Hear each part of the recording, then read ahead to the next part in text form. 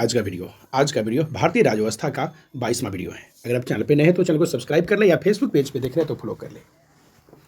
चलिए देखते हैं बिना देर के हुए आज का पहला प्रश्न है, राज्यपाल राज्य में किसका प्रतिनिधि होता है? तो ऑप्शन है राष्ट्रपति का, ऑप्शन बी है गृह मंत्री का, ऑप्शन सी है प्रधानमंत्री का, ऑप्शन डी है मुख्यमंत्री का।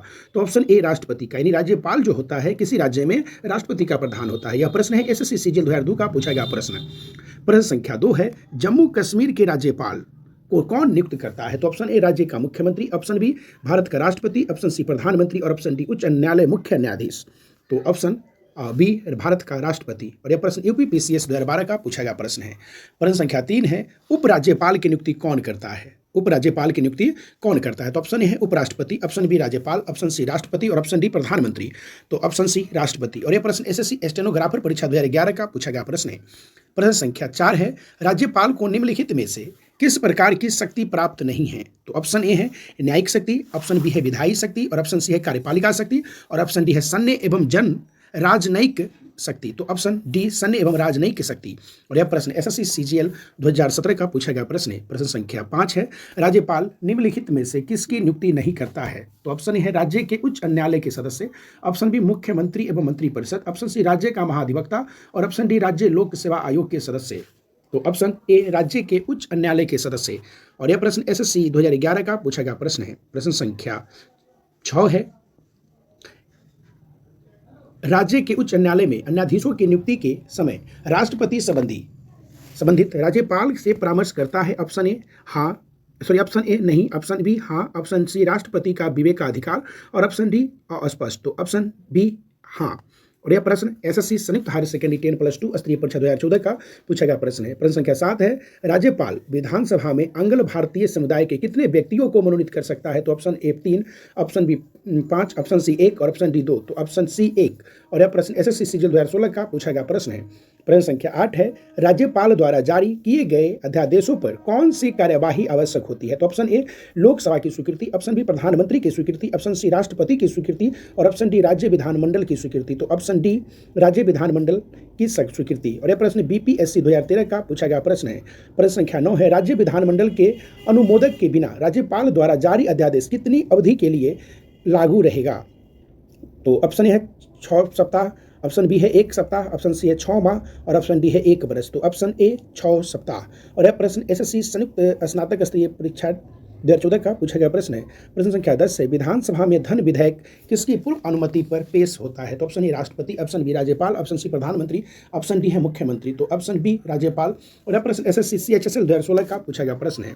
प्रश्न संख्या 11 है, राज्यपाल का वेतन और भत्ता किस कोष से आता है? तो ऑप्शन ए राज्य की आकस्मिक निधि से, ऑप्शन बी है भारत की संचित निधि से, ऑप्शन सी राज्य की संचित निधि से और ऑप्शन डी है राज्य और केंद्र की संचित निधि से 50:50 के अनुपात में। तो ऑप्शन सी है राज्य की संचित निधि से। और यह प्रश्न एसएससी एमटीएस 2019 का पूछा गया प्रश्न है। प्रश्न संख्या 12 है, राष्ट्रपति शासन में राज्य का प्रमुख शासन संचालन कौन होता है? यानी राष्ट्रपति शासन में राज्य का प्रमुख शासन संचालक कौन होता है? तो ऑप्शन ए है प्रधानमंत्री, ऑप्शन बी है कार्यवाहक मुख्यमंत्री और ऑप्शन सी है राष्ट्रपति और ऑप्शन डी है राज्यपाल। तो ऑप्शन डी राज्यपाल। अगला प्रश्न है, राज्य मंत्रिपरिषद का गठन कौन करता है? तो ऑप्शन ए राज्यपाल, ऑप्शन बी मुख्यमंत्री, ऑप्शन सी प्रधानमंत्री और ऑप्शन डी राष्ट्रपति। तो ऑप्शन ए राज्यपाल। और यह प्रश्न आरआरबी एनटीपीसी 2016 का पूछा गया प्रश्न है। प्रश्न संख्या 14 है, राज्यों के गवर्नर संविधान के अंतर्गत किसके प्रति अपने आचरण के लिए उत्तरदायी होता है? तो ऑप्शन ए राज्य विधानसभा और ऑप्शन बी है राष्ट्रपति, ऑप्शन सी राज्य के मुख्यमंत्री और ऑप्शन डी है संघ के प्रधानमंत्री। तो ऑप्शन बी है राष्ट्रपति। अगला प्रश्न है 15, निम्नलिखित में से कौन भारत के राष्ट्रपति की इच्छा तक ही पद पर बना रहता है? तो ऑप्शन ए है लोकसभा अध्यक्ष, ऑप्शन बी निर्वाचन आयुक्त, ऑप्शन सी है राज्यपाल और ऑप्शन डी है उच्चतम न्यायालय का न्यायाधीश। तो ऑप्शन सी राज्यपाल। और यह प्रश्न एसएससी मल्टीटास्किंग परीक्षा 2014 का पूछा गया प्रश्न है। प्रश्न संख्या 16 है, राज्यपाल को पद की गोपनीयता की शपथ कौन दिलवाता है? तो ऑप्शन ए विधानसभा अध्यक्ष, ऑप्शन बी राष्ट्रपति, ऑप्शन सी उपराष्ट्रपति और ऑप्शन डी है राज्य के उच्च न्यायालय के मुख्य न्यायाधीश। तो ऑप्शन डी है राज्य के उच्च न्यायालय के मुख्य न्यायाधीश। प्रश्न संख्या 17 है, निम्नलिखित में से कौन भारत के राष्ट्रपति की इच्छा तक ही पद पर बने रह सकते हैं? तो ऑप्शन है राज्यपाल, ऑप्शन बी है निर्वाचन आयुक्त, ऑप्शन सी है उच्चतम न्यायालय का न्यायाधीश और ऑप्शन डी है लोकसभा अध्यक्ष। तो ऑप्शन ए राज्यपाल। और यह प्रश्न एनडीए 2014 का पूछा गया प्रश्न है। प्रश्न संख्या 18 है, राज्यपाल का मुख्य सलाहकार कौन रहता है? तो ऑप्शन ए है भारत के उच्चतम न्यायालय का मुख्य न्यायमूर्ति? ऑप्शन बी मुख्यमंत्री, ऑप्शन सी लोकसभा का अध्यक्ष, ऑप्शन डी राष्ट्रपति। तो ऑप्शन बी है मुख्यमंत्री। और यह प्रश्न एसएससी मल्टीटास्किंग परीक्षा 2013 का पूछा गया प्रश्न है। प्रश्न संख्या 15 है, स्वतंत्र भारत में निम्नलिखित में से कौन सी महिला किसी राज्य की पहली राज्यपाल थी?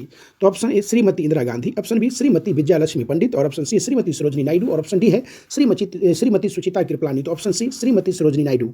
और यह प्रश्न आरआरबी एनटीपीसी 2016 का पूछा गया प्रश्न है। प्रश्न संख्या 20 है, राज्य की कार्यपालिका शक्ति किस में निहित होती है? तो ऑप्शन ए मंत्रिपरिषद में, ऑप्शन बी है राष्ट्रपति में, और ऑप्शन सी है मुख्यमंत्री में, और ऑप्शन डी है राज्यपाल में।